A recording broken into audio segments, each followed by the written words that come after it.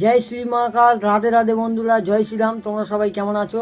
এই চকলেট বয়কে আমি কিছু কথা বলতে চাই। তুই তোর বউকে নিয়ে শর্ট ড্রেস পরে নোংরামো ভিডিও করিস, এতে আমার কোনো যা আসে না, আমি ওগুলো নিয়ে কিছু বলতে চাই না।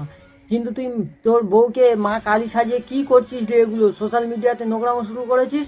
আরে মা কালী কি তোর ঘরের বউ নাকি রে, যে তুই নিজের বউকে মা কালী সাজিয়ে এইসব নোংরামি করছিস, সোশ্যাল মিডিয়ার মধ্যে ভণ্ডামি করছিস?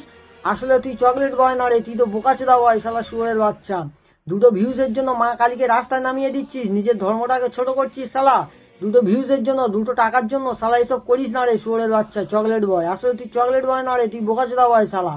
ভালো হয়ে যায়, এসবগুলো করিস না। দুটো ভিউজের জন্য, দুটো টাকার জন্য এসব করিস না শালা। তোদের মতো সেকুলারের জন্য আজকে আমাদের হিন্দু ধর্মটা এই অবস্থা হয়ে গেছে শালা, বোকাচোদা মাল।